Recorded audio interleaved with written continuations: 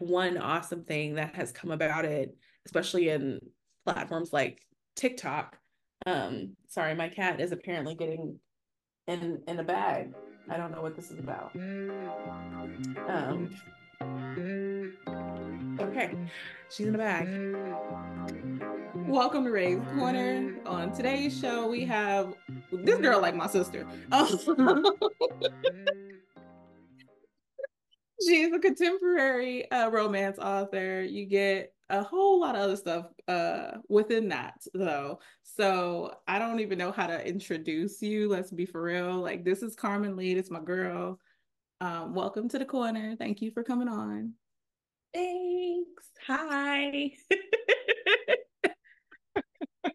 What was that?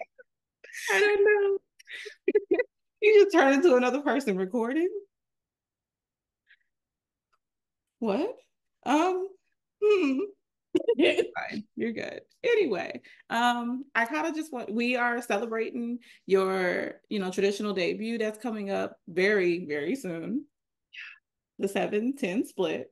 But I, of course, want to talk about all the things that are you. So I think something really interesting that I want to start with is the inspiration for this book. Where'd that come from? You know exactly where that came from. Everybody else don't know. Oh man. Okay. So let's see. What year is this? The year of our Lord Beyonce, 2024. I'll spit my water out. Yes. I am part of Word Makers, as are you. Mm-hmm. And I guess back in what, 2021? Yeah, like Probably, yeah. 2021, 2022. I don't know how we got on this conversation, but we, of course, um, did writing sprints together at night. Mm-hmm. And when it gets past 10 p.m., things get really squirrely. And we just started talking about, I think we started talking about like sports that people did when they were in high school or whatever, and just kind of Something, like, yeah. so yeah, something like that. And I just mentioned like, yeah, I had done bowling, and everyone just thought that was absolutely strange that that was a high school sport. It is a little like I've never heard that before. I don't know what to tell you. Yeah, so that kind of came up with that, and then, of course, as authors always do, we're like, oh, you should write a book about that. It's so funny that we, just as like a tangent, we always have these moments where people are like, oh, you should write about a book about this or a book about that, and like every now and then it annoys me a little bit, but it's so funny because we do it to each other. Mm-hmm. And so that's how it kind of came about through those conversations. And of course, there were enough people in that group that at least one person at all times remembered that I said I would write a book You're not about wrong. bowling and romance. Even if everyone else forgot, there was at least one person who would remember. And so when I finished my last book, I was like, okay, I suppose I should start writing this book in earnest. And yeah, that's just kind of how it happened. And there was always someone in my ear asking me how the bowling book was going. So there was no chance of me not writing this book. I mean, there were like 7 or 8 of us in that room. You was kind of screwed. You said it in front of a crowd.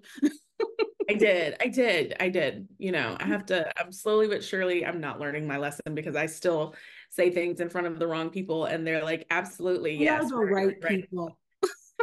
We are the right people. I think I said what I said. And Whatever. so, but yes, so it kind of came about through those conversations, and yeah, it just kind of exploded from there, and now there's a book, and now the book is coming out soon. So exciting. Okay, so you were saying that you had finished your last book. So you also write it's not really dark. It's kind of like gruff esque romance. Like I don't know what else would you call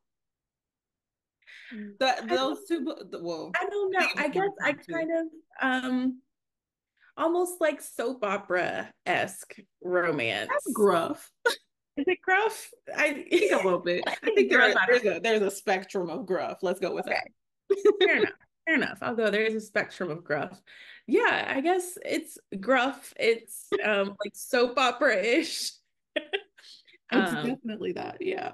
yeah, it's and it's set in Atlanta. It's like a prominent Black family and just kind of the trials and tribulations that they go through, and they are dramatic. They are a dramatic bunch. So it's definitely a little edgier than the 710 split, which definitely is a little bit more light and fluffy, light on the angst. But it's also kind of fun because sometimes you just want to, write something that's nice and happy, and other times you just want to, I don't know, write a book where someone dies in like chapter two. I don't know. Like, to be fair, nobody died in chapter two, but it was a different Now I chapter. feel like that is something that you will have to write. See, You're welcome. no. Return that idea to sender. Okay. You're Shoot, welcome. you guys have already messed up my book board enough. I don't even, it's packed away from this move. I don't even know where my book board is at this point. It's fine. So, It's fine. it's gonna have to When be you fine. pull it out, you can just add it to the list. No, um, Mhm. I refuse. But passion over pride. Tell Yeah. us a little bit about that and how that came to fruition, because it is it is significantly different than some of the other types of stories you put out. Obviously, most of what you write is fluffy and light and sweet and very low angst, but this is not that. So why did you feel like you wanted to do that? And I remember at some point we talked about that series before, and it was supposed to be something else, and it Yeah, kind of shifted as you started writing. it did. It was so it's interesting. Um, it was initially conceived as something else. It was going to be, I think it actually was going to be paranormal, which didn't happen. And it was supposed to be significantly darker in a certain sense. Mhm. But as I started writing it, and this is something that happens often in my I guess you could call it a writing process in my organized, chaotic word flow. Um, it just kind of evolved to something else. And it was always going to be about five siblings and like their family and how the dynamics work and everything. But yeah, it didn't go as dark as I thought, at least not yet. Wink, wink, nudge, nudge.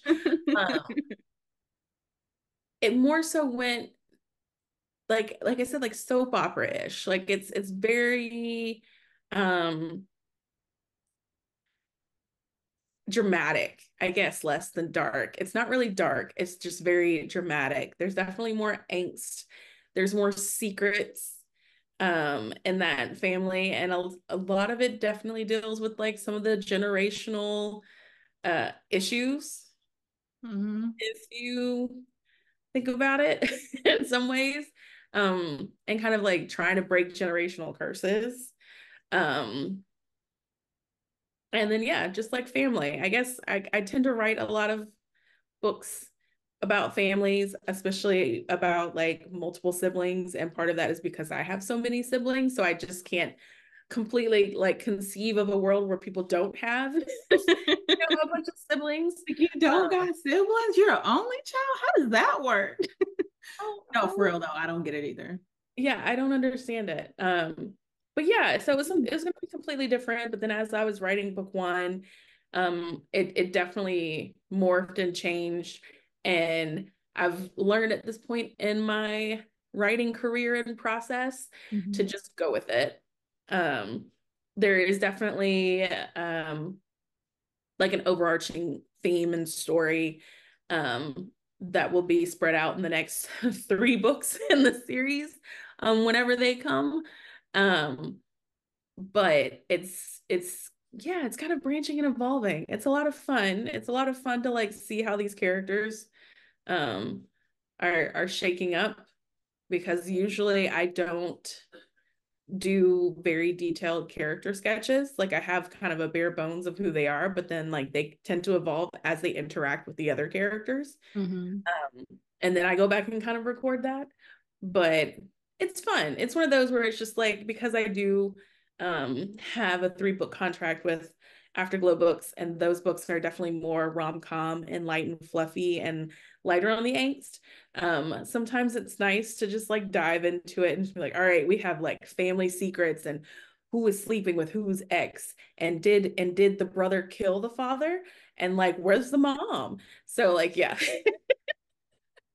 Sometimes it's fun to be messy Yeah, long as it's on the page. on the page. Yeah, I have zero desire to be involved in mess in real life. Yeah, Yeah, and we I have get to a see kid. it all the time playing out on the timeline and on the tickety talks and all the other stuff. Yes, I'm I like, like to ooh, watch mess. I don't like to be involved in mess. at all. That's a statement. You kind of mentioned, well, you didn't kind of mention it. You said it was very soap opera-esque. Did you draw any, like, was there a particular soap opera that you found yourself watching? And I know that you watch in different languages. So there's also that. But is there anything that you kind of were like, I like this as inspiration. I'm gonna put my twist on it.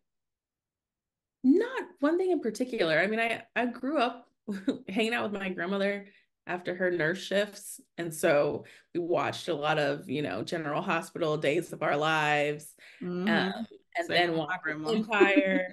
Yeah, I loved it. I enjoyed watching them. I enjoyed telenovelas, but I also am just like, how would this work with Black folks? Like some of those scenarios, especially and the like soap operas of my childhood or whatever, um, were very white. And so I'm just like, I don't think this would fly in an upper class Black family. But also, if it did happen, how would it play out? Mm-hmm. So I was just like, I wonder how this would work. And yeah, I mean, I kind of took not really like parts of my family as inspiration because for the most part we're pretty boring. Like we're pretty nothing that exciting typically happens, at least not any that anyone tells me. But also, like I said, I don't like to be involved in drama, so usually people are just like, she won't care, she doesn't want to know. um Mm-hmm. but yeah, and I mean I love K dramas. I have a whole Excel spreadsheet of K dramas. um And there's not one that like comes to mind just because I tend to binge those and then move on to the next one. Um, but yeah, just like bits and pieces, like definitely having all the siblings and how would that work in a family that has money, that has prominence in Atlanta, that are Black from the South, and then that, have multiple family members who are queer. Like, how do we add that next element in there? How does that affect things? And so yeah, I don't know. It's just like it's really fun to kind of see and think about how the characters would respond to some of the situations. And I mean, I may or may not have created a Sims file with all of the characters just to see how things play out. Um, but don't quote me on that. Maybe there's a Sims file on my computer. Fine, I won't quote you. It's recorded though, so you quoted yourself. This is true. Yeah. But no, that's pretty dope because like it's showing the way your brain works. Like you're like, how would this look with this painted on it? Let's Mhm. insert these things and then let me also like build out the people and have fun with it a little bit virtually. Sims is great. I don't know. I don't really know anybody who didn't at some point in their life play The Sims Yeah, I and mean, I was just up there. create their own characters and all the drama and just watch these characters run. We are a simulation, let's be honest. Somebody up there going, let's make them do this today. That is the Digress. only But explanation for some of the, Gatorade in the microwave and situations going on. So all the time, every time. all Um, the time. you have plan a foray going out into these different subgenres within romance. Is there anyone in any particular subgenre that you have a immediate interest in that you are not currently pursuing? Mm, it's a great question because half the time when I think about it, I just immediately will do it. Impulse control. And this is why I have an agent because she reels me back in. Um, that I'm not currently like actually actively working on. Probably, mm, no, that's active too ish. I mean, I mean, YA. YA is something that I am looking towards in the future, Mhm. particularly like urban fantasy. Mhm. And I have some ideas, but I'm not currently like actively working on them right now, just because I have so many other things to work on. Probably the only other one that I can think of is every now and then I think about writing a thriller. Ooh, Yeah. that's Um, not romance, unless you add in some romantic elements in there. there will be romantic elements in there, but they're slightly twisted. Um, yeah, it's interesting because I love watching documentaries. I love watching like true crime documentaries, particularly like, oh gosh, Who the Heck Did I Marry? And oh, what was there's another one, Snapped. I love watching Snapped and just getting an idea of like, why did this person do this way? Um, Mm-hmm. so yeah, I've thought about it. I don't have um a manuscript or anything of like in mind per se, but I like reading thrillers. And I definitely want to read more thrillers where it's sapphic. Like that's would Mm-hmm. be the tilt. It would be a sapphic thriller. More thriller than romance, but there would still be like romantic elements in there. Like I love Yeah. Rizzoli and Isles. Like, come on. I'm like, come Right? on. It was They all there. it was That's not all a thriller there. show, but like the relationship was so there. There. Yeah. And so um one day, one day, I'm thinking on it. One day it'll happen. But I do have to, tell myself to reel it in sometimes because Really? yeah, because otherwise I'll just be like I'm over here, but now I'm over here, but now I'm over here. And it's like you are one person. So reel it in, take your time and figure it out. Um, but yeah, maybe a thriller one day. I'm gonna keep the notes because now we gotta talk about it. I'm curious. I'm curious. I won't. I ain't gonna tell that lie. Okay. I was about to say. I was gonna say I ain't gonna push you, but that's a lie. That's a lie. That's I'm a glad that we're ball sick lie. self-aware. I I'm glad I that we're I self-aware. am I am sometimes self-aware. Yeah. um, Speaking of like doing a bunch of different things, you have a day job and you have a kid and Mhm. you have like all the other things that come with the both of those on top of the authoring. How do you manage yourself so that you can avoid burnout? Mm, that is a great question. Um,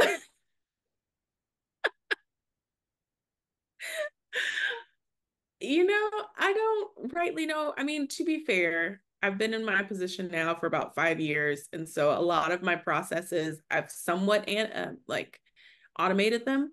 Mhm. Um, a lot of what I do is um, production based, but I'm producing kind of the same things every week, which helps because then it's just kind of a habit.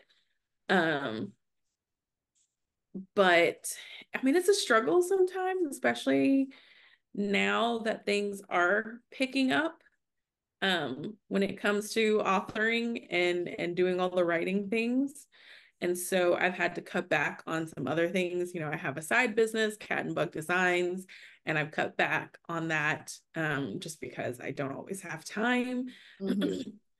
But yeah, I guess these days, especially because my day job affords me time off, I use my time off, um, which is As we should. as we should, but in some ways, depending, even if you're given time off, it's almost frowned upon if you take it. Mm-hmm. Whereas I think because I work with people who are so much older than I am, at this point, they're not trying to impress anyone. And so they're just like, take your time off. I have grandkids. This is what's important. And so that's really helpful. Yeah. Um, Taking my time off, absolutely. Um, yeah, I don't know. I guess having ADHD helps sometimes because it can work against me, but sometimes it works for me, and that I'll get hyper focused on Yeah. finishing one task, and rather than my brain, getting derailed by the five other things I have to do, we'll just focus on that one task until it's done, which can be supremely helpful. But like I said, sometimes it works against me. But yeah, I think it helps that I have friends who tell me to get off the computer, or who, if I'm like, I'm on working, they're like, no, we're not getting on the computer. And I'm like, okay, well, if they're not getting on, then I'm not getting on. And so then it's it's somewhat helpful. But I don't know, it's a struggle. It definitely is a struggle sometimes, like managing everything. Um, Especially thinking about going into the summer, because I'll be doing quite a few events, which is a new experience. And so, yeah, ask me that question again in August, and I might have a different answer. I will. I will. Let me make a note. Ask Karmen about burnout. That's And if she's over it yet. right. Um, Speaking of events, I want to come back to that in a little bit after we get into the 7-10 split a little bit more. But I want to pull it back even further before Passion Over Pride and all the coffee shop series and everything. What got you into writing? I know this, but I'm just like, what made you want to write for yourself, basically? Because I know you were ghostwriting and doing other stuff prior to ever putting out your first words. So what kind of pushed you and what kind of made you want to even ghostwrite, actually? Yeah. I always wanted to be an author. At one point when I was younger, I wanted to be an author illustrator. Loved comic books, loved manga, collected lots of them. Um, yeah, parents were like, how about you do something that makes money? And so I went into education, um, which it You does did it not. because you love the kids. I mean, I do, and I did, and I still do. I miss teaching every now and then. But yeah, it was always, I used to have at my mom's house, before we purged everything, she had a big box of like half drawn and written comics that I wanted to do, and all the things. And I took some creative classes in college. I did not minor in creative writing or anything like that.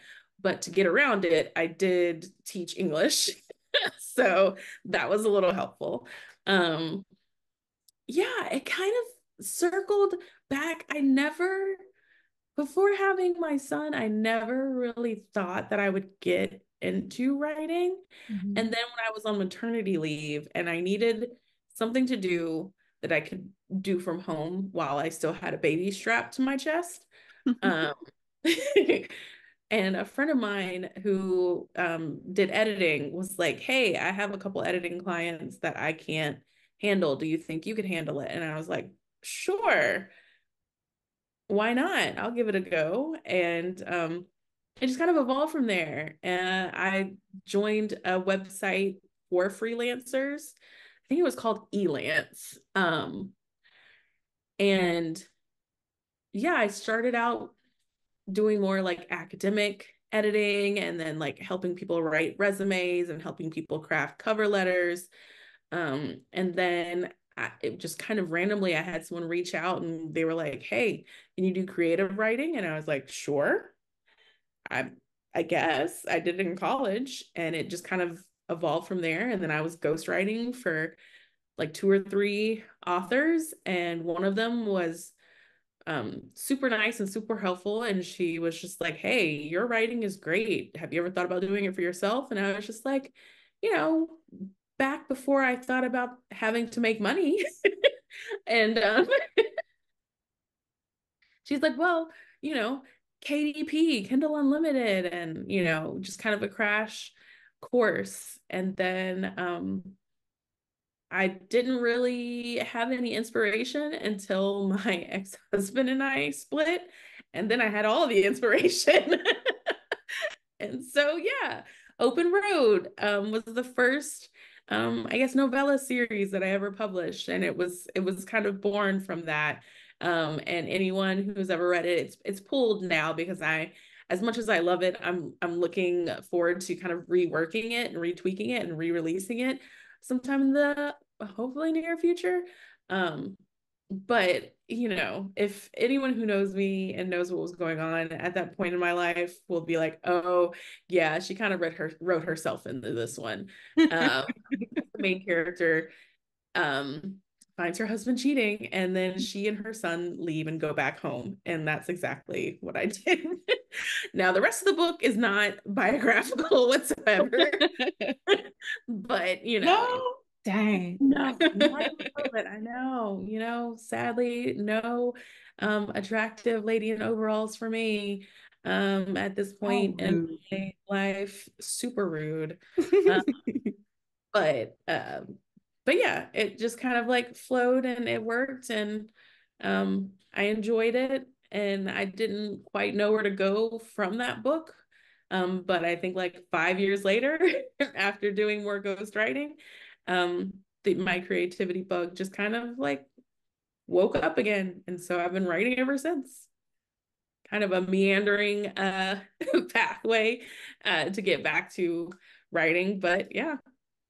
I mean, sometimes it's like that though. Sometimes you have that burst and then you're just like, okay, well, what do I do with it? And it's kind of dormant in a way where it's like, okay, so what are we doing next? And you're like, Yeah. so Like I have no eventually. idea. I have no idea what we're writing next. And I started out writing novellas, so like 25,000 words or so. And it wasn't until I guess what 2021 that Cups of You came out. And that was my first like over 60,000 words book that I wrote. And I was like, "Oh, this is how this works." And then yeah, I mean, funny story. The 710 split originally was like, I don't know, what, 13,000 words more than it is now. Yeah, So yeah, I somehow evolved to being able to write longer books. yeah, We're getting there. we are. And so you write, almost every character you write, or all of them. I look at this point, my brain is like, words, what are those? Queer is your thing. Like it's very big on representation across the board.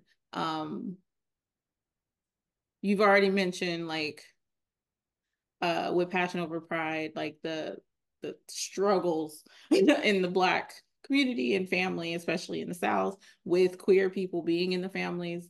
You've already mentioned a little bit about yourself. You don't have your lady in overalls. So what why do you want to make sure that all your books have the representation of queer folks? I guess just because like that is my life. um yeah, we need more. We need more, and I want more. And it's not that it's not there, especially now. I think I'm a person who, for the most part, social media just kind of makes me anxious to use it and have to deal with it. Mm-hmm. Um, but like one awesome thing that has come about it, especially in platforms like TikTok. Sorry, my cat is apparently getting in a bag. I don't know what this is about. Um, okay, she's in a bag.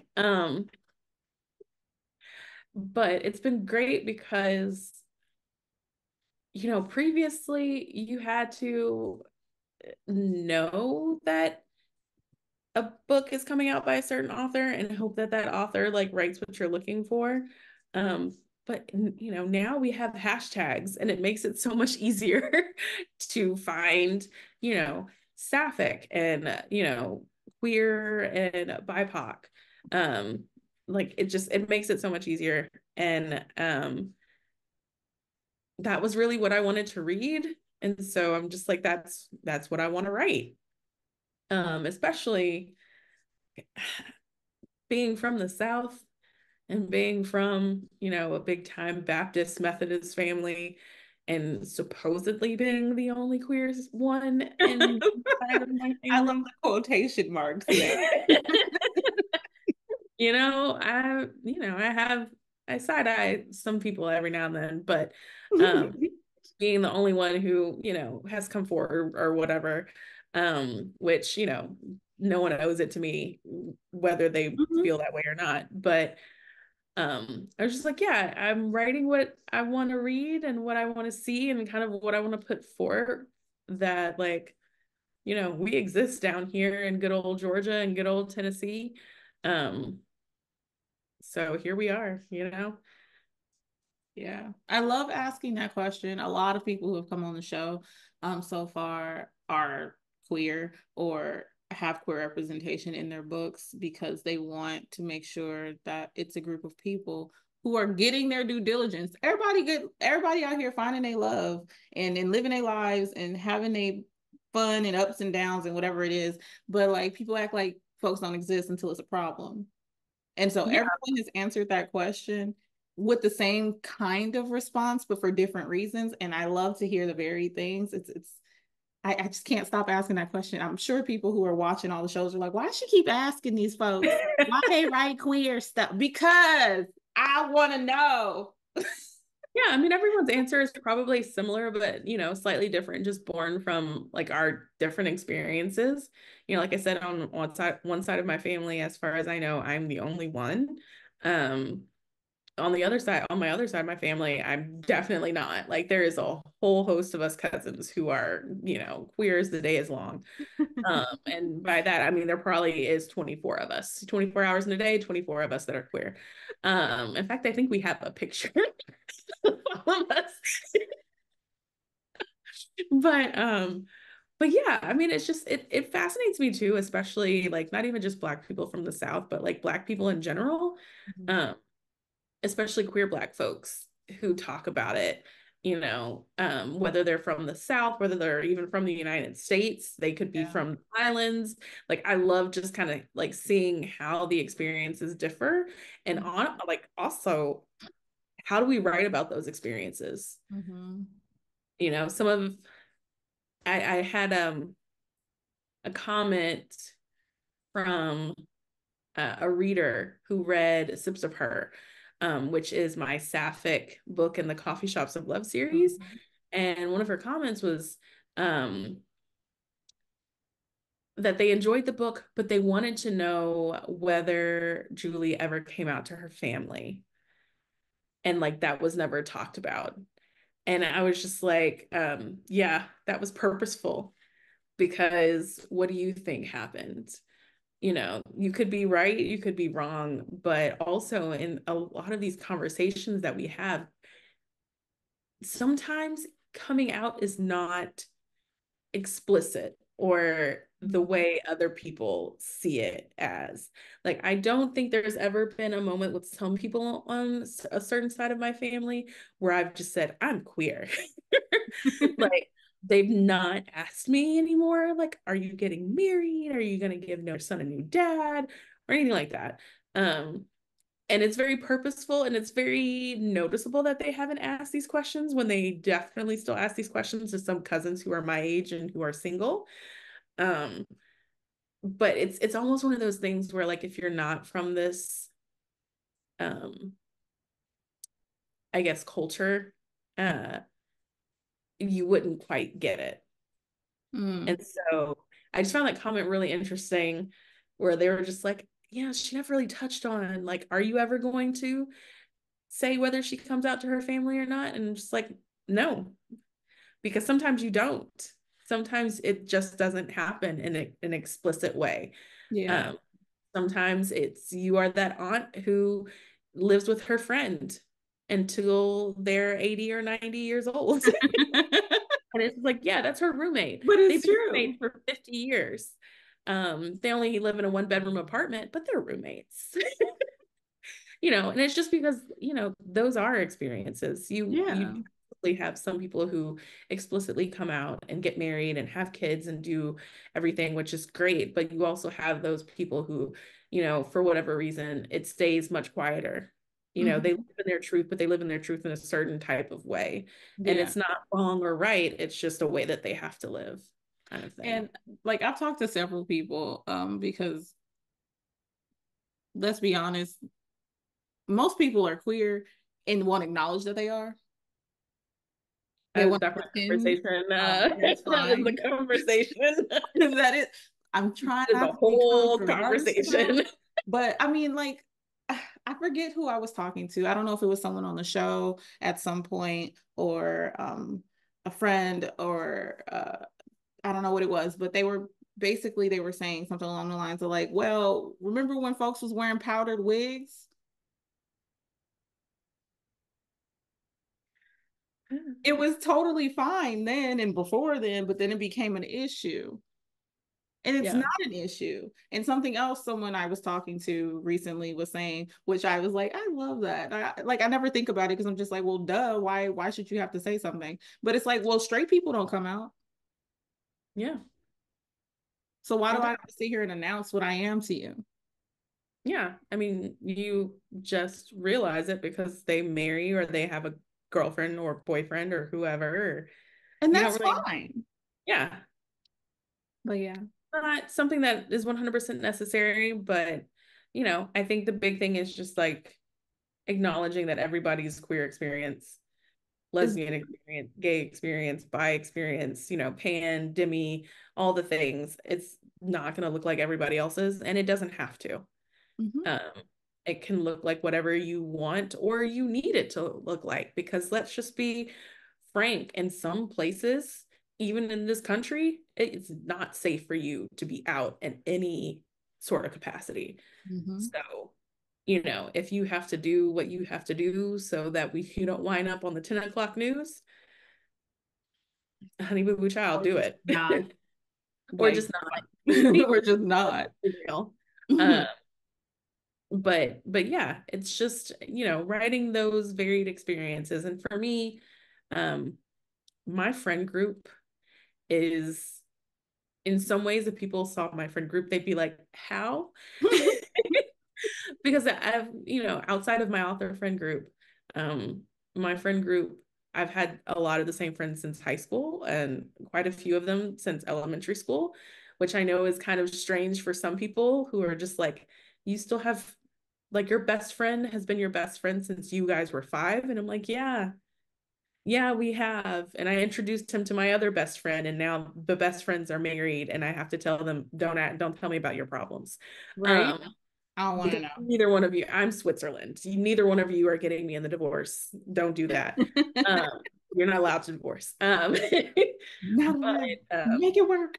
make it work. But yeah, I mean, my friend group, it's like there's 10 of us, and what, 6 of us are queer in some capacity. And even amongst those queer people, I think I'm one of half the group that's not Christian. And so it's a very interesting group. And then we have child free, and, we have only pets, and we have, lots of kids and thinking about more kids. And, it's just kind of an interesting mix. But at the same time, I'm just like, it works because we have like that mutual level of respect. Uh, Hmm. Probably born from being friends for so long. I think we got all of our drama for the most part out in like high school and college, maybe. um, but yeah, I mean, I write about the people that I see. Even like I said, Cups of You, the very first book was inspired by that set of best friends who finally got their stuff together and got married. And in fact, I dedicated it to them. And as soon as they read the first 6 chapters, they were like, wait, is this fucking book about us? And I'm like, yeah. Um, but yeah, it's just I write about like what I see in my life and what I observe from other people. Mhm. And for me, there's always queer people. I mean, number one, by virtue of, everybody has a gay cousin. I don't have a gay cousin. Wait, I am the gay cousin. Oh my gosh. Like, so yes, there's always queer people around me because I am always there. But yeah, like even in my friend group, even with Cups of You, I think that was maybe one of the only so far books that I've written where both characters were straight.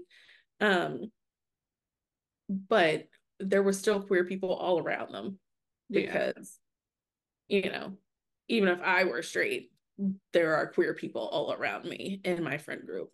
And Mhm. so even if I have main characters where they are straight, which are few and far between at this point in my writing career. That's why I have to think about it when I was like, Yeah. oh. Maybe two couples. Um, there's always going to be queer people Yeah. represented, period. Like there is never going to be a book for me where at least a secondary character that is on the page quite a bit is not queer. Hmm. I don't know And how to do that. I don't know how to write all straight people. I don't know how to do that because that's not been my it, experience. I mean, that, and I feel like it might not be everyone's reality, but I think that it is generally most people's reality. They know somebody, like you were saying, somebody got the gay cousin. And if they ain't got the gay cousin, it's because they the gay cousin. Like so like as you Yeah. said. Yeah. But just even a little bit beyond that, how you were describing your friend group, the other thing that your books do is BIPOC representation. Like you Mm. always got the Black person in there, but then Hmm. you get to see other folks and other personalities and cultures and things brought into it. And that's a whole nother thing, like interracial couples and multicultural romance and stuff like that, on top of the sapphic or the queer or whatever is going on, the friendships. That is a different level of navigating that you do. Why uh, you already answered, but like it's similar to that's what you see, right? Yeah. I mean, it's definitely very similar. My stepmom is Mexican. My baby sister is half Mexican. There are a lot of different cultures that I've married into, particularly my dad's side of the family. Mm-hmm. And even just growing up, I got lucky enough for middle school and high school that I went to a school that I had to essentially like bus into. It was not in my neighborhood. So there was never an instance of me only being with only white people or only black people, outside of my family in a sense. Um, and then I went to a college that was not the most um mixed with BIPOC representation, but I got lucky enough that out of the 100 people that graduated in my class, the 10 of us were very mixed BIPOC representation. And so for the most part, like it started with the 10, and when they started having friends of different BIPOC representation, I would kind of tag along. Not even gonna lie, a lot of times it's because the food. I was Listen. like, y'all gonna eat? And they're like, yeah. And I was like, can I eat with you? And they're like, yeah. And so, um, yeah, I don't know. I've always, for the most part, like had friends who are like racially mixed. Like my best friend is a white guy from Knoxville, um, who listens to more rap music than I do. Um, and then some of my other friends were Korean and yeah, from Hong Kong, and like we had a huge Malaysian population at the college that I went to. um yeah, I don't know. It's always been like a mix for me. And even though I try not to like write main characters outside of an experience that I either have experienced myself or someone is close to me that has that experience, so I can, make sure that I'm not out of pocket with something that I've, put in my books. Um, I always feel the need to like, why does this secondary character have to be white, or why does this secondary character have to be black? Like, no, man, they could be Vietnamese. I mean, I'm from Nashville. We have a pretty large Vietnamese population, or maybe they're Kurdish because I want to introduce some type of food. And, just like, why not? I think it's a lot more fun to see how the different personalities and the different cultures can kind of play together. Because I always say, in a lot of ways, like being Black from the South makes my experience a lot closer to people of other cultures and ethnicities than makes me farther away. How so? I think a lot of the experiences we have, particularly with parents and elders, are very similar. Like I remember when I first married my ex-husband, and he's Korean. And people were asking me, was it difficult to kind of assimilate into like his family's culture and structure? And I was like, no, it was very similar to like my family and culture. Like we were, big emphasis on respecting your elders, even if you think they're wrong. Let's be real. If you're Black from the South, you know what I'm talking about. Um, my mother-in-law lived with us. And for me, I've always said that, if my mom gets older, she can move in with me. In fact, I have a bigger place now so that she can have her own room when she comes to stay. Um, yeah, I don't know. It was just kind of how we thought about family and parents and grandparents, and even how we are raising children, um, was just very similar in a lot of ways. It more similar. I think I find there are a lot more similarities than there are differences Yeah. in ways. Um, and even just, I think my big moment realizing that is actually when my ex and I were still together, and my mother-in-law lived with us, and my mom came to visit, and my mother-in-law and my mom were both sitting on the couch watching a Korean drama, and both of them were just in it, like just talking and like, yeah, that's what, oh my gosh, can you believe she did that? She said that? And I was just like, these are two completely different women with two completely different life stories from two completely different continents. And they were both like in it and understanding and just like going for it. Um, and at that point I was just like, yeah, no, we're not that different. Yeah. So yeah, I don't know. I don't think there will ever be a moment where I don't include um diversity in my stories. Um, I do just try to make sure that it's not overstepping Mm-hmm. my bounds. So, So speaking of overstepping, oh no. What did I it's do? not you. You ain't do nothing. But Okay. we gonna get to the 7-10 split now. And if you don't get the connection of the overstepping, then Okay. Kind it of. wasn't intentional and it Yes. wasn't purposeful. Yes, I do. When I do. y'all read the book, you'll see what I mean. But um as you sat down and wrote that, we know that the inspiration came from the fact that you played, you wrote, you I were like a bowler. bowl. I bowled. I was like, played? That's, you don't play I bowl. played bowling. It's fine. I got exactly what you meant. It's fine. The fact that you bowled when you were in high school, you also bowled in college. College. Hmm. Which I think was another point in the story. I mean, when you were telling us one of them late night calls forever ago, we were like, there was a bowling team? Yeah, girl. Yeah, they won national championship. Football team ain't done that. They can't say nothing. Listen, anywho, um, there's this high tension between these characters. I can't think of the names right now to save my life, which is crazy. Then Grace. Thank you. I'm like, it's Grace Jones.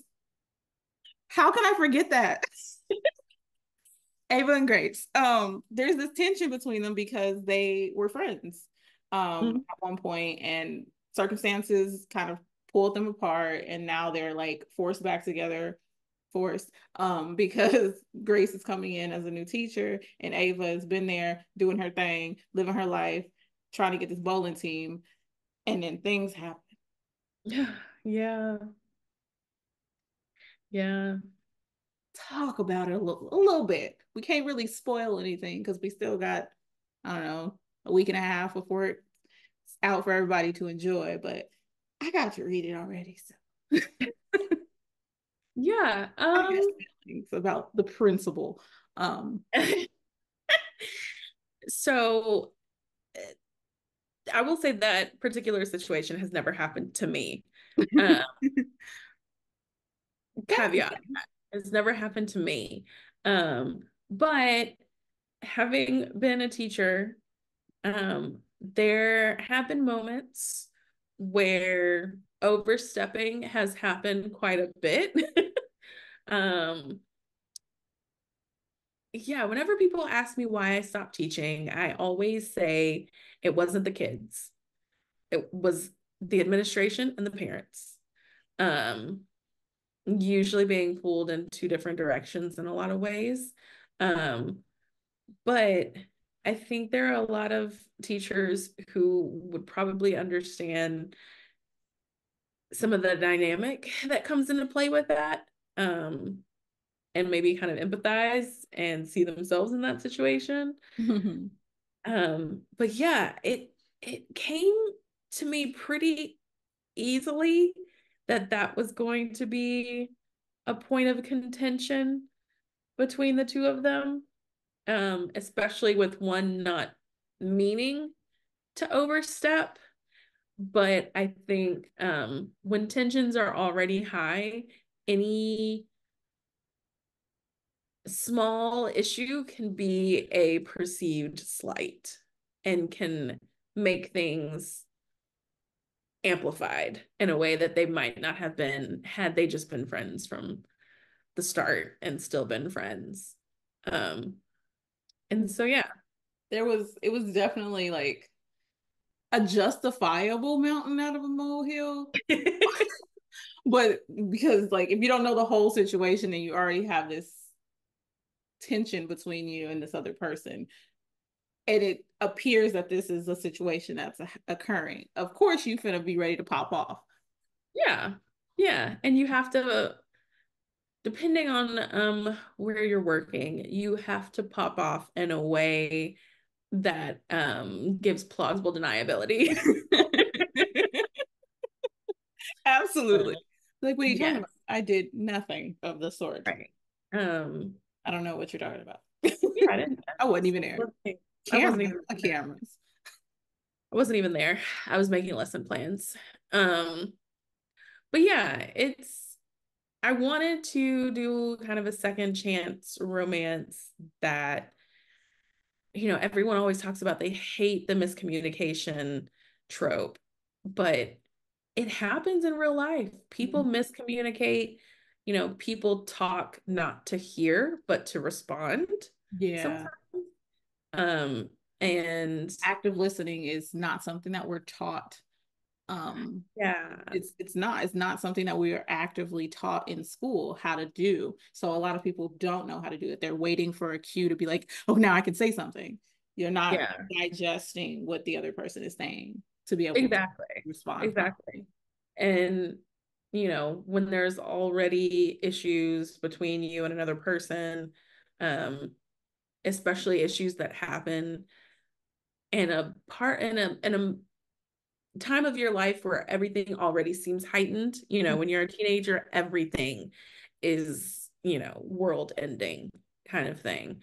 And so kind of wrapping that feeling up with this person that you also had very strong romantic feelings for, right when you were figuring out what romantic feelings were to begin with. And now they're back, and you're just like, why are you here? Um, and then, you did this to me, even though maybe they didn't. um, I thought it would be a really interesting dynamic to have to do, especially with the forced proximity aspect of it, Yeah. because then you have to be around one another and you have to um, kind of face some of those issues, especially because they're two different people and they handle their problems two different ways, but they're both very much good people. And, you know, like I said, me quitting teaching had nothing to do with the students, and they both love their students. So, now you're forced to be together and you both want to work for the good of your students. And how does that play out? Especially when you both, still make googly eyes at one another because you know, you both glowed up and now you're like, oh, you glowed up and you're really attractive. If you were So already attractive and now, ooh, now you're even more attractive. You're a tall glass of cold iced tea. And, that's my Southernism for the evening. check. So when you were writing this particular book, what was your favorite part um of the process?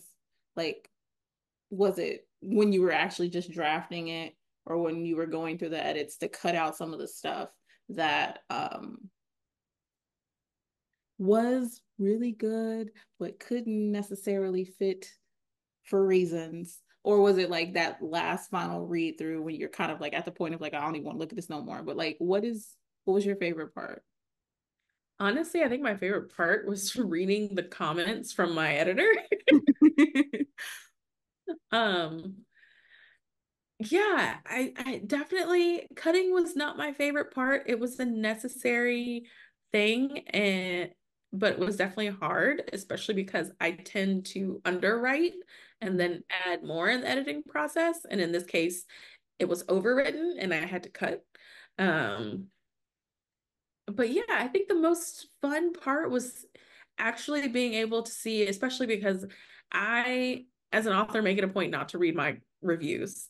Mm-hmm. Um, Occasionally I will have a friend who's like, have you seen this one? And I'm just like, I don't know if I want to. What's the gist of it? Um, but I try to stay away from review sites. Occasionally on Instagram, I'll have people who tag me who are like, I'm enjoying this book so much. And I'm like, thank you. Because it's Yeah. really nice to hear. Because in a lot of ways, as an author, you're kind of, it's you and the computer and battling the words in your head. Um, but I try to stay away from reading any reviews because I know that it can like sway my emotion when it comes to writing and throw me off. Um, but yeah, being able to read over my editor's comments and kind of get a glimpse of how she was feeling as she was reading things, that was a lot of fun. Like I enjoy hearing how people respond to certain situations. And I think at one point she might have said like I think it was a scene between Ava and her sisters, and they were having a conversation where they were just kind of like bantering back and forth. And she was just like, how did you come up with this? And I'm like, I'm pretty sure I might have had this conversation with one of my sisters. But yeah, like that's the most fun part, just seeing how people are interacting with some of the situations and some of the dialogue and the conversations and even the spicier bits. Um, that was the most fun part was probably reading the comments, because for the most part I'm not going to be able to know how people are responding to the book. Right. So we're gonna do something fun. Oh Um, no, why you gotta oh no me? It'll be I fun. don't like the way your face looked when you said that, because that is a terrible smile. No. That's because I don't smile. You know I don't smile. I have to like try to force it. Um, Smiling is weird. Why do we do that? To show that we will bite someone.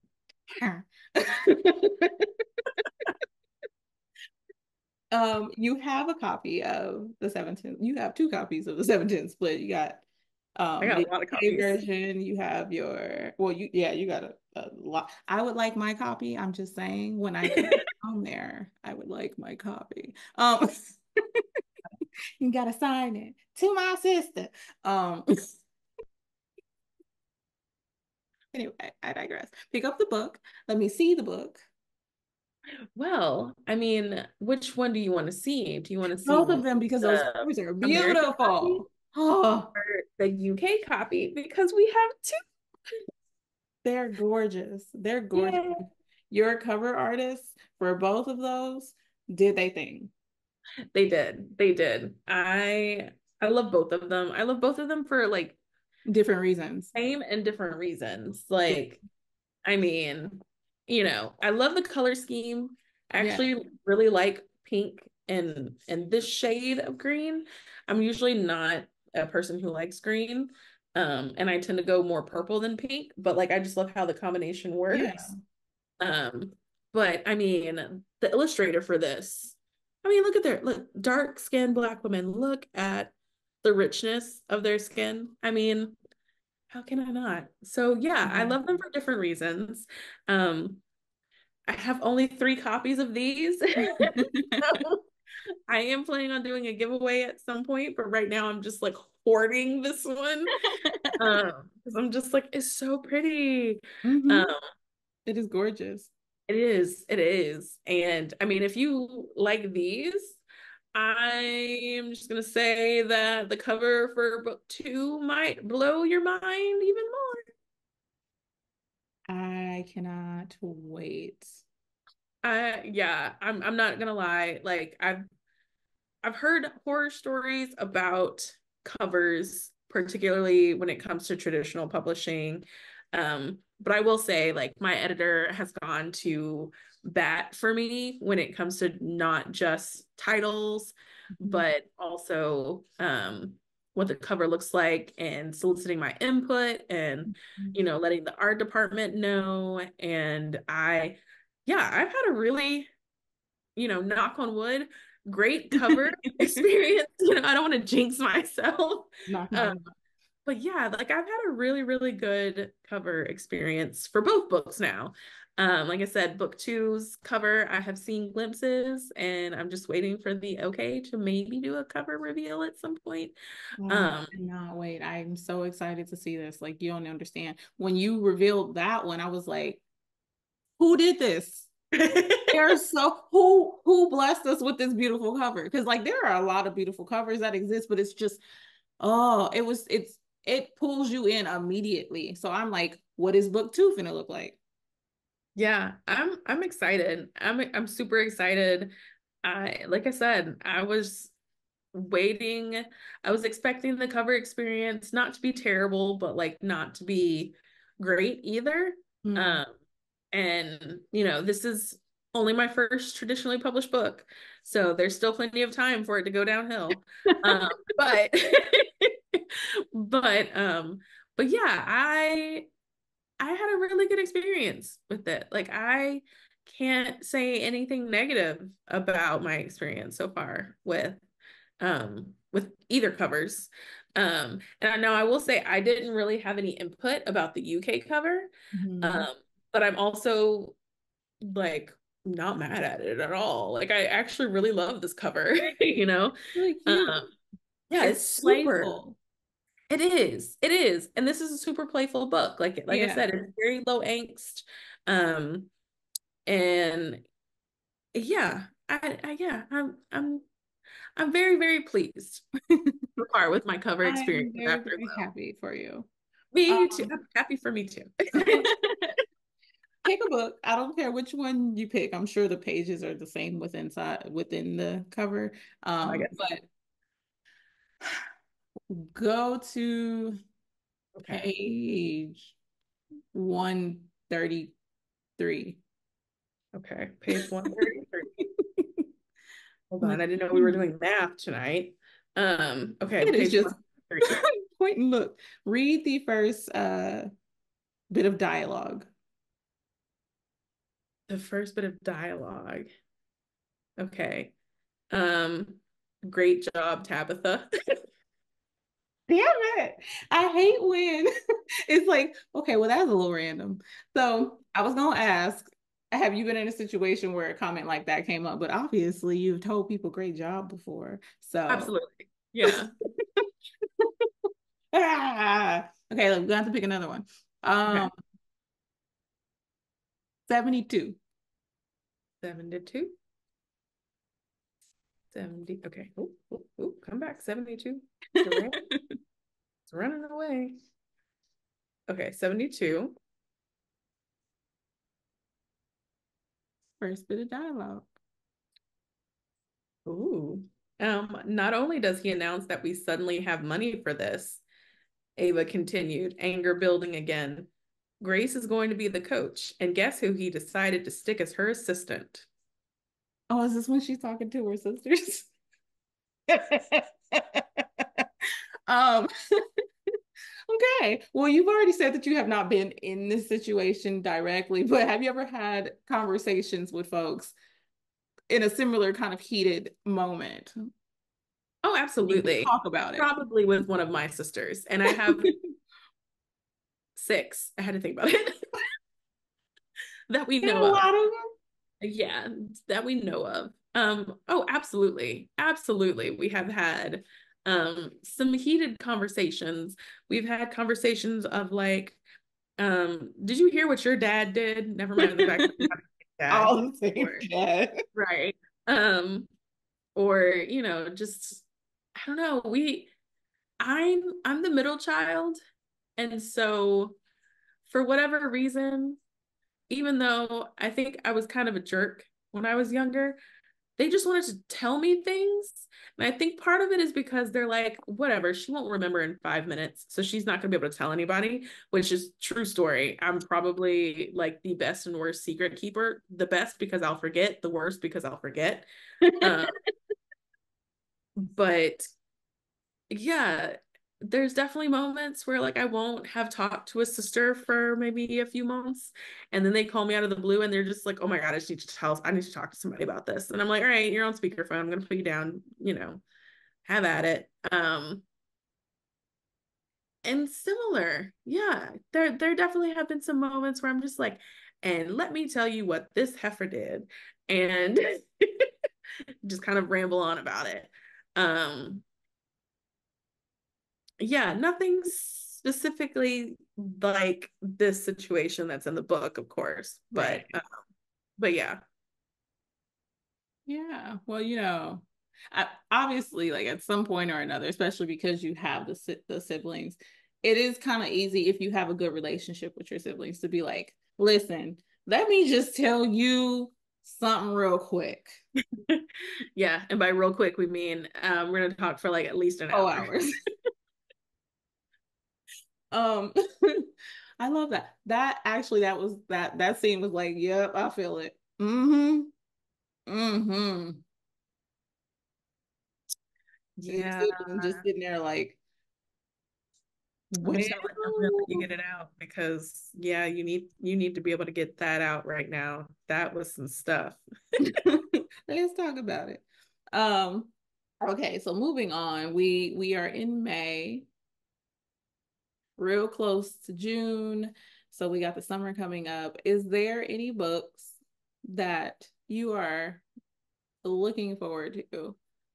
Debuts like yourself or continuing with their series, starting something else um Oh man, I should have this had year. my let me put my Amazon wish list. Um, Oh, cheat sheet real quick. Yeah, my Amazon wish list of things that I want to buy, but technically I'm not allowed to spend money on books until May 15th. Um, It's only a couple more days, but maybe you can just wait. It's so hard. It is. It is. I added some of these books in March, so I've been waiting. I have been waiting to be able to buy these books. Okay, so one of them, of course, is oh, where is that? Where is that? Where is that? Did I buy it already? No, I didn't. I promise I didn't. I'm not allowed to.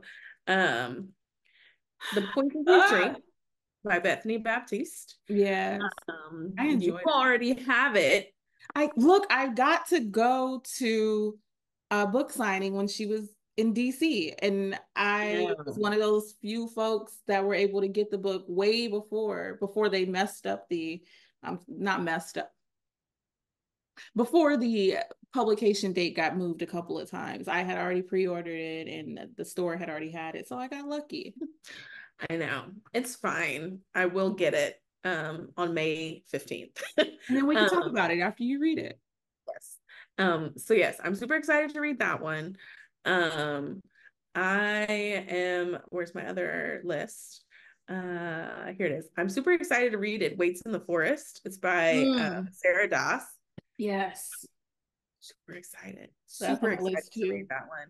The cover is brilliant. Gorgeous. It is gorgeous. It is It's beautiful. like Black Poison Ivy. Yes. And Poison Ivy was, other than The Mummy and, also Living Single, like let's just be real, and a couple of other things, the queer awakening. Um, I also do want to read Blood at the Root, mostly because um, like Black Harry Potter, magical HBCUs. Like, come on, to. You have to. Um, where's the other one? Like I said, I'm going through my list of ones that I have on here that are not in my cart. They're just in my wish list. So nobody can yell at me. Okay. I yell at myself enough. Uh, and then A Love Like the Sun. I am super excited. First of all, it's beautiful. Um, the cover is gorgeous. The cover's gorgeous. It's so like playful and happy and beautiful and like all of the flowers and it's so cute. So I'm super excited about that one. I do have the partner plot. I haven't started reading yet because I'm also not allowed to do anything that's not working on my dev edits. Um, but yeah, I'm excited about that one too. So yeah, and I already bought that one. So that one got snuck in before my book ban started. But yeah, those are my super excited ones. Oh no, the other one that we're reading for book club um by Alyssa Cole, One of Us Knows. Um, Yeah. like I said, I eventually one day maybe want to write a thriller. And as far as if anyone ever asks, like, uh, if is there an author who like you would like your career to be similar to theirs or anything like that, it would be Alyssa Cole's because she's written across genres, thrillers and romance and sapphic romance and Historical, historical romance. normal. Uh, and so I'm just like, hers, like, homegirl is Agree. doing it, you Yeah. know, they are absolutely doing it. So, um, yeah, those are it for now. Yeah. I add books all the time. Um, I think the only other one is actually Heaven Official's Blessing. Oh, you're gonna read it? I'm going to read it. I'm going to buy all of them and I'm going to read it. I Um, need to do that too. The anime was great. yes, I have not restarted the anime yet, but the artwork is beautiful and it's been a long while Gorgeous. since, right? Since I've bought manga and I really am like pulled to buying this one. Um it's Oh so yeah. playful and fun, but even it has like those, it's some heavy stuff that's going on in that. But like Yeah. the way that they present it is just like, oh, this is so cute, but damn, but oh. Yeah. So I'm excited about that. Yeah, I need to read that too. I should put Yeah, that on this too. After making sure you aren't experiencing burnout in August, I need to buy Heaven Official's blessing. you know, Because I don't gonna forget. it's going to be an experience. Yeah. No, I am super excited about like getting out there and doing events and meeting other authors and meeting readers. Um, but it definitely is going to be, you know, juggling the day job plus the child plus the writing events is going to be a test for this Yeah, summer. I can So, imagine. So yeah. so actually like I don't want to say curtailing. I don't think that's the word I'm looking for. Shifting gears and going into events coming up. You have your um book signing in Georgia the day the book comes out, um, to start things off. But can we run down if folks want to come meet you and get a book and have a chat, the things that you have coming up this year? Okay. Yes, we can. So yes, so May 21st at 7 from 7 p.m. to 9 p.m. we are doing the launch of the 710 split at Eagle Eye Books. It's here in Decatur, Georgia. I'm super excited about it. I'll be joined by Mika James, who wrote Love and Sports Ball, that is also coming out with Afterglow Books in September. We will also be joined by, drum roll please, you. There to kind of moderate as we talk about all things sports and sapphic and Black romance, and just chit chat and have a good time.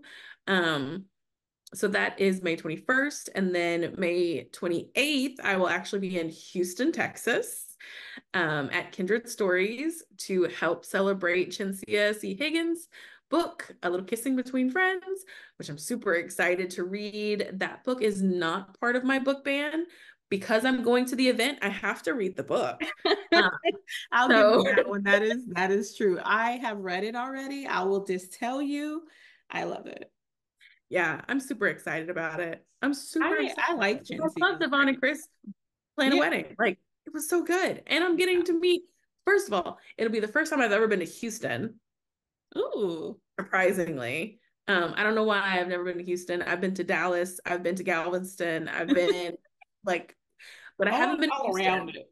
Yeah, I've been all around it, but I haven't been to Houston. So it'll be my first time in Houston. It'll be super exciting, chatting with Chinsia. And then May 30th, I am doing a virtual event with oh my gosh, my mind is blanking. Hold please. East City Books. Because Eagle Eye starts with an EA and East City also starts with an EA. My brain is just like, no. So yeah, May 30th, we're doing a virtual event with East City Books. I'm also once again doing that event with Chinsia. So it's gonna be super exciting That's a nice for little that week. one.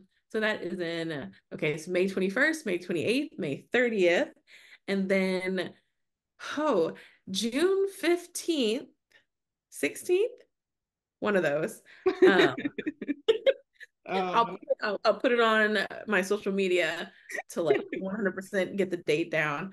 Um, I will be in Tallahassee at the Pibery, signing books, and there might be a themed drink of choice there, which would be super exciting. So fun. that's 15th. And that's as far as my brain can think ahead. Give me a moment. I feel like there's something else happening after There's a that. few things. And if anyone knows anything else happening in June for me and I'm just blanking, I'm so sorry. um, You want some help? oh, I remember. I'll be in DC. State.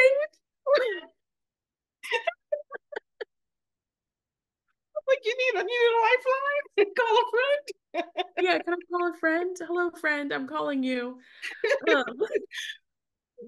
June 29th and 30th, I will be in DC for Lavender Con, which I'm super excited about because I have been chit-chatting with other Black queer authors, just kind of about their books and like getting together and like writing more Black queer romance and YA books. And so I'm super excited about that one. Mika James will also be joining as Mhm. well. So it's going to be a full house in Rayshawn's house.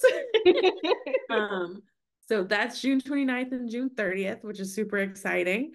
I'm trying to remember. Okay, give me a second. I have to cycle through a few more weeks. My ADHD does not lend me to like having time understanding real well. It's like, what Um, is this? it's like calendars. What? You didn't write it down? Um, then July 17th through 20th, I'll be back in my hometown of Nashville, Tennessee to do One Love Reunion, which is super exciting. I'm excited to meet everyone. I'm excited to not have to buy a plane ticket or a hotel room. Um, Listen, me too. Well, I gotta buy a plane ticket, but that's already paid for. yeah, but yes, I'm super excited about that because it is happening in my hometown of Nashville. That's where I was not born, but it's where I was raised and where I grew up, where I spent, I don't know, the first 20 years of my life, I guess. And that's where my family's from. So that's super exciting. July 17th through 20th. And then I think that's it for the summer. Yes, Yeah, I you have think. some stuff later in the year, I think, I right? do. Yeah. So later in the year in September, I'll be at Romance Con, which is going to be in Milwaukee, which is going to be a lot of fun because I used to live in Wisconsin. I used to technically live in Madison and not Milwaukee, but I have a few friends from Madison who are like, "What? You're an author?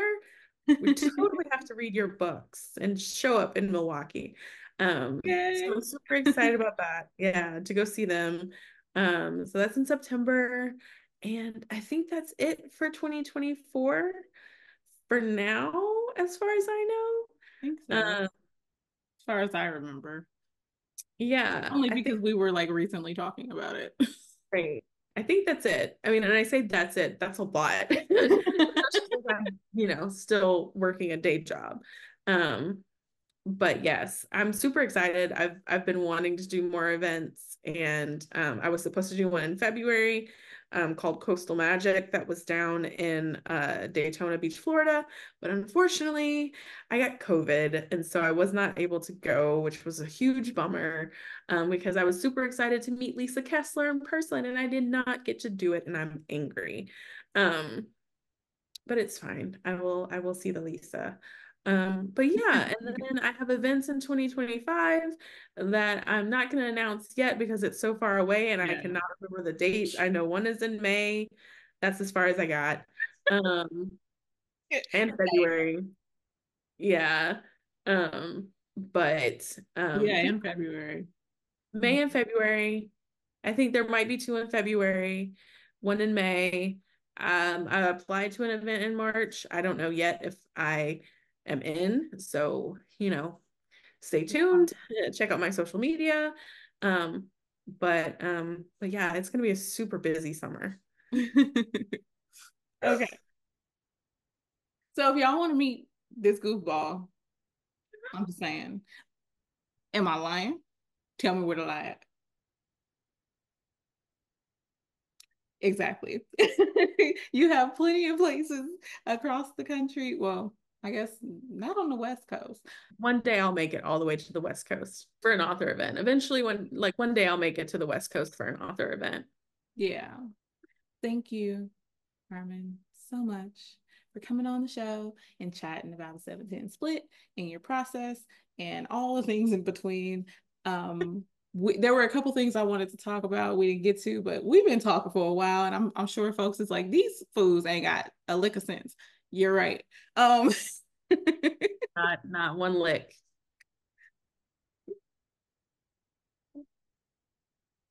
Oh, I didn't mean that. It took you a second. It did. It did. Yeah. How did I catch it first? That's funny because you always catch it first. Typically, but that time, yeah, no. Um, Anywho, it was lovely chatting in this way.